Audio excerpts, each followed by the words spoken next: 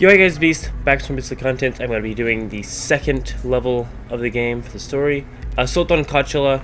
Actually really like this level. I have been playing a bit off camera.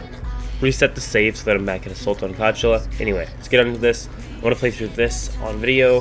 I want to actually play through all the story missions. Once again, I'm skipping all the cutscenes. I have no use for them. I don't feel like watching them. It's whatever to me. I'm going to play the game without cutscenes. If you want to watch cutscenes, like I said, I'll leave, I guess, the video ones because I can't really skip those, but I'm skipping all these text ones. Can't stand them. But anyway, alrighty, and we're right on into this. So, as I've been playing through the game a bit, and playing as other versions of Kaneki and other characters, it has been a lot of fun.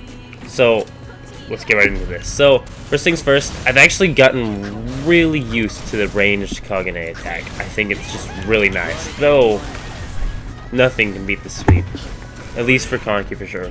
You know, I thought they were all dead back there, but I guess not. It's just so nice. I really do enjoy this game, actually. And I was seeing people talk, and they were talking about, like, events for the multiplayer and everything else. And I think that would be an amazing thing for this game, because it would just be so much fun. And it does look like if you move around this room at any point, you don't have to go up the ladder to activate the CRC gas. It does activate. But anyway, let's get into this. Now, CRC gas is actually kind of a cool mechanic. It basically just drains your Kagane sort of attacks. So I guess it just limits RC cells. I think that's exactly what it does, actually. Which is really, really awesome. In my opinion. I really do enjoy a lot of the mechanics of this game. And we can engage Max, so let's go ahead and use it. This should defeat some enemies here. There's no actual bosses showing up, but I do believe some do show up in the middle of this whole little kill all the enemies fight. So that's something to be looking forward to, I suppose. I think there may be someone hiding up here. Alright, well, the gas is off now.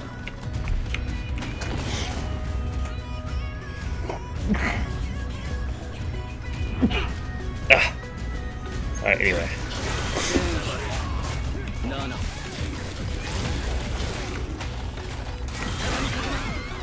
And once again, I really do like that sweep. It's just the absolute best thing to do for crowds for me.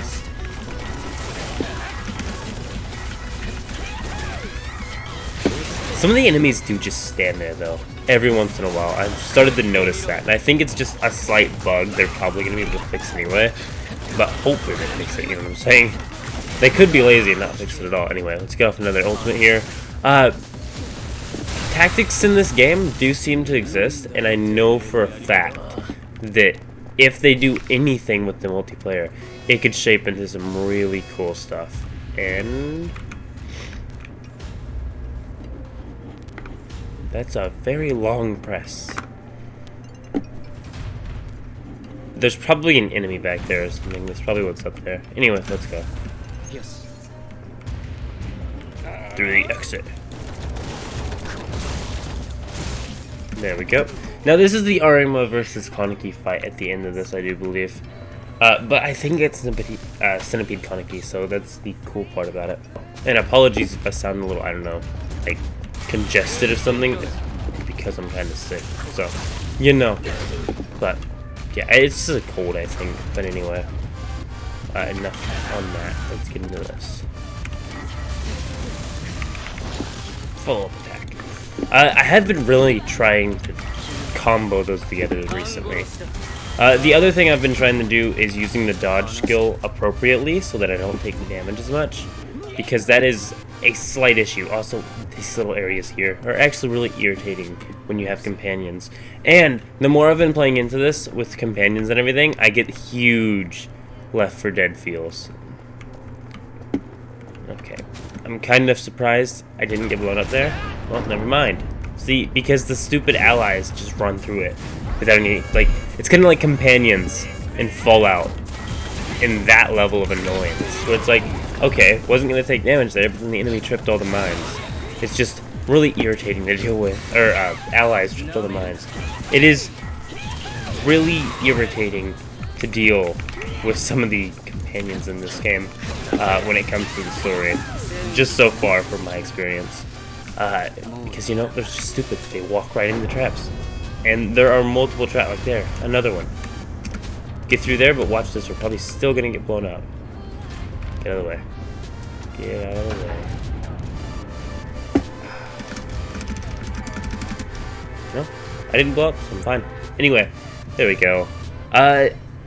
I'm actually doing worse than normal, because normally I keep, I don't know about this one, I think this one I actually had a little bit of issues with. I normally keep about an S rank, but I've been having A's this playthrough here, so I'd like to keep it at, you know, S, but we'll see how that goes. I swear, this is my favorite move by far.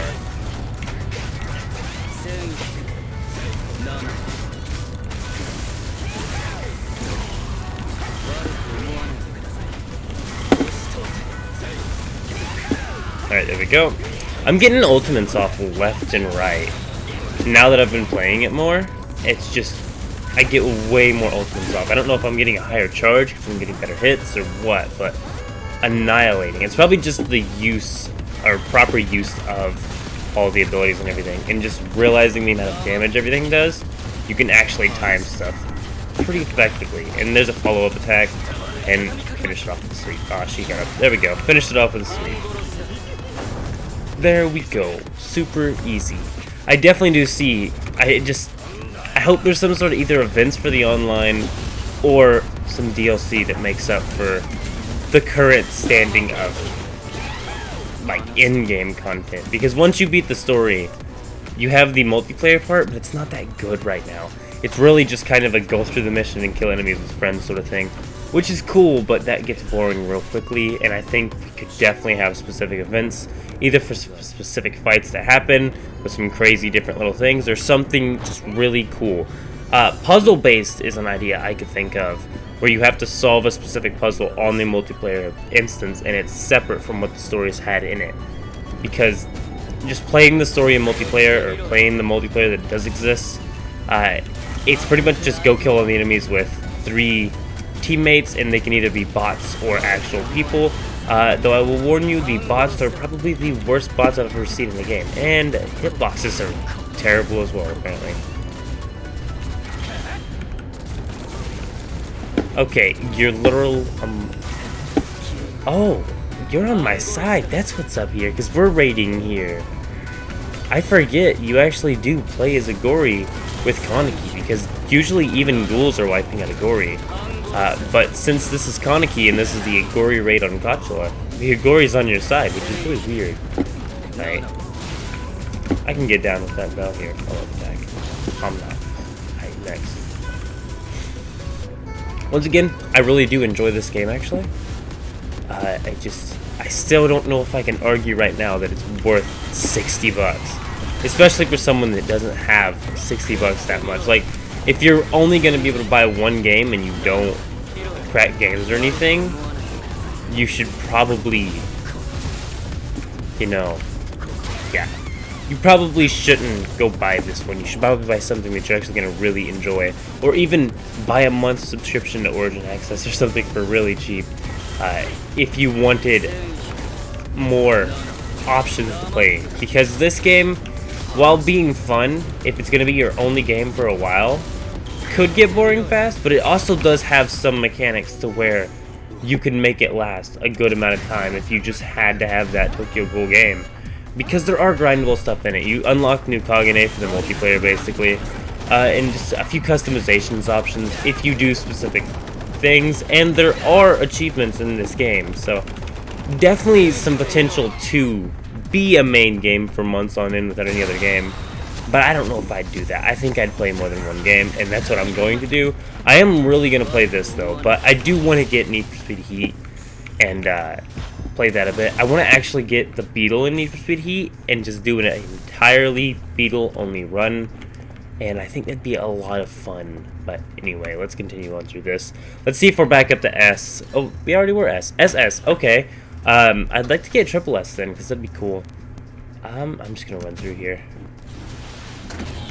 That's what I'm talking about. Yes. I I seriously do like the mechanics of this game. It really does feel nice playing through what Kaneki, or when Kaneki was going through Cochlea and everything.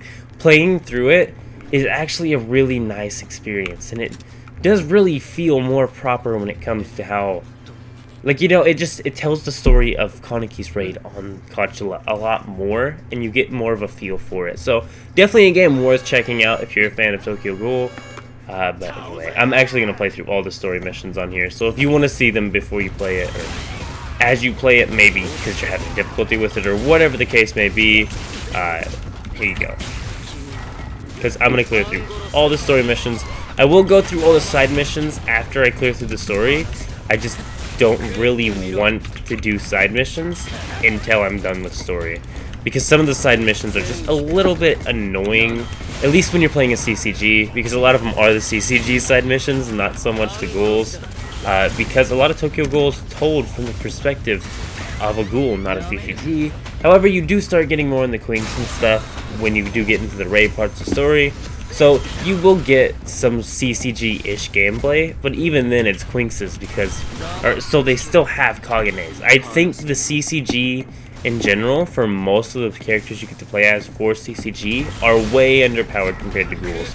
Ghouls have all their Kagane and stuff, and CCG basically have a gun, and maybe 1 or 2 CCG-style quinkes, which doesn't really mean anything because of how easy, you know, everything, like, I don't know, it's just, ghouls have so much more power because they're Kagenes. Quinkes are nowhere near as strong as a Kagane. Like, even when you're playing as Heisei, I don't even like using my main move. I just use the Kagane because it hits for so much more. And we'll get into that in, like, the next episode. Because right now we're still in Route A type story, so we're not going to have quinkses yet. We need to get through this. I think right after this, we go through like one more fight before we finally get into the Ray story, and I think it drops us straight into the ransom thing, where they have Toru dress up and pretend to be kidnapped so they can go and raid. And she was actually kidnapped there, but, you know, it kind of skips a bit of Ray, from what I can tell. And I think hold off the enemies until the elevators arrive. Okay. Easy, but I didn't realize that's what I was doing, so I was concerned with no enemies spawning and the timer still being there. I thought it was clear all enemies before timer's up, but nope. And there's enemies here. Now, last time I played this, I actually did completely avoid all these guys. I just kept running around in the other hallway because it was just a survive until timer one. And didn't have to deal with any of these 2 enemies. I just left them alone. And especially once you get closer to the timer being over, there's no issue with that. I don't actually think it deducts you from your score or anything.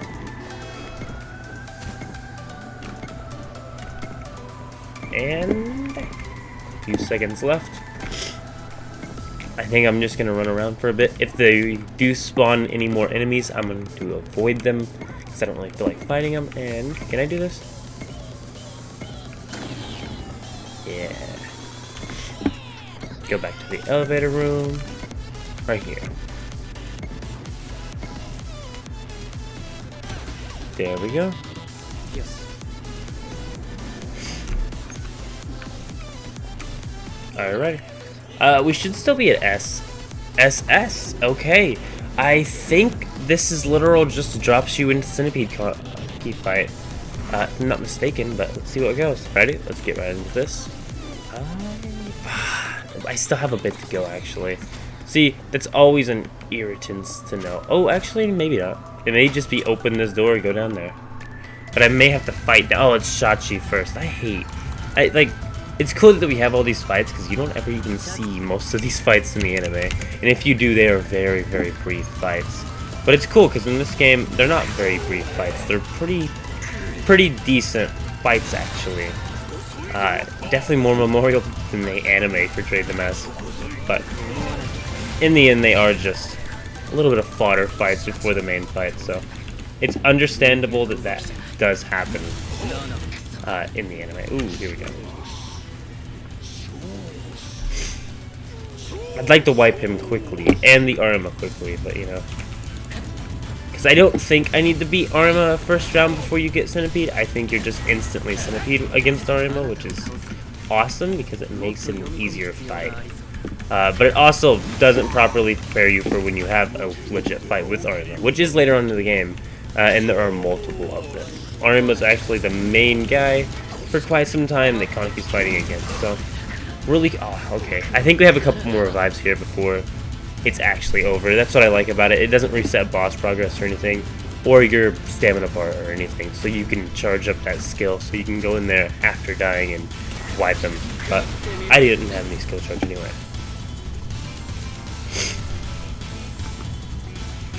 Oh, Shachi. I think we have a cutscene here now, and I'm going to skip it because I don't care. This guy, okay. Great. We still have more people to fight before we get to Arima, and I need to get to Arima quickly. And, you know, anyway. There we go. I think this is actually a quick wipe on him. We may not even get the Arima fight on this one. I think that might not be till the next one, period. Because, oh yeah, I love Centipede Kaneki though. It is amazing to be able to play as him here. Though you do obliterate the enemies. Test this out, and that. Oh yeah, I love it. Do a flip. There we go. Now his sweep move is more of a I don't need to defend myself because I'm already too overpowered sort of thing. Because even if you hold it down, oh.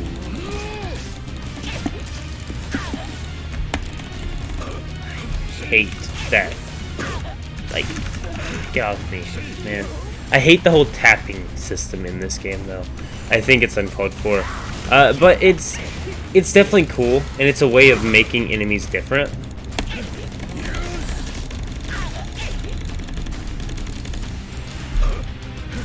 Which is something I didn't actually expect them to do. I thought it was just going to be a super generic hash and slash that was also... Oh, now we have a Mon.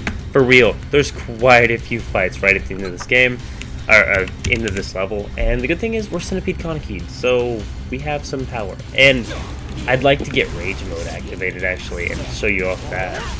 Because I don't think I actually ever did in my first videos or the first missions playthrough, but anyway. I could just sit here and do this the whole time. Follow-up attack.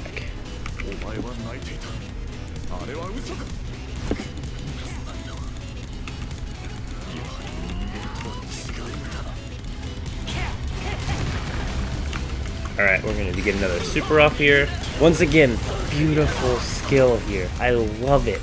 I adore that skill for real. Oh my god, really? One hit away, and then he does that. I'm so glad it allows you to die so much, though, for real. There we go. Like I said, little one hit away. Cleared. That should still be SS. I don't think we did that bad on that last part to go down the only S. Though, yeah, that should be. Yeah, there we go. SSS. There we go. There is the second story of the game. Cleared in 14 minutes, apparently. Very nice. Very nice. Rescue it on Take You, main story eye patch, and Assault on Cochlea. No, not right now. I do actually want to end the video here. I did just want to see what's up here. Main story eye patch here. Doves and Agori. Doves and Agori. Okay, so I guess they'll just allow you to play as Doves and Agori. So that would definitely be interesting to do, and I definitely am going to. But anyway, I just suppose that's all for now. Keep a peace out. I'm out. See you.